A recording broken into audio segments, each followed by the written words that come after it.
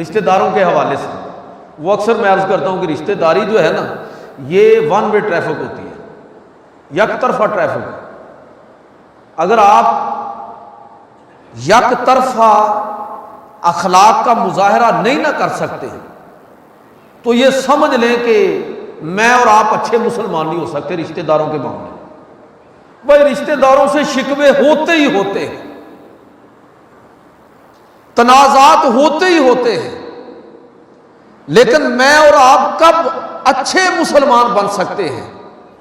جب اپنے بھائیوں کی غلطیوں کو نظر انداز کرنا سیکھ لیں۔ پیغمبروں کے اس وصف کو جس کا میں ذکر حضرت ابراہیم علیہ السلام کی سیرت کے پہلو سے کر رہا ہوں کہ وہ ابراہیم کیا ہے؟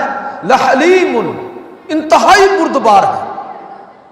جب ان کے ساتھ کوئی زیادتی یا ظلم کرتا ہے تو وہ اس زیادتی اور ظلم کا جواب دینے میں جلدی نہیں کرتے، موقع دیتے ہیں، نظر انداز کرتے ہیں، معاف کرتے ہیں۔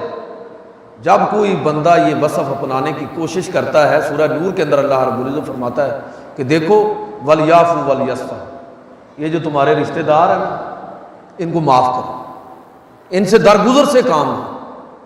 اور آگے یہ فرمایا کہ اگر تم درگزر کرو گے، اگر تم معاف کرو گے اور انتقام لینے میں جلدی نہیں کرو گے، الا تحبون ان یغفر اللہ لکم واللہ غفور رحیم، تم ان کے لیے غفور بن رہے ہو، رحیم بن رہے ہو، تو تم مجھ رب سے زیادہ غفور ہو، مجھ سے زیادہ معاف کرنے والے ہو، مجھ سے زیادہ رحم کرنے والے ہو۔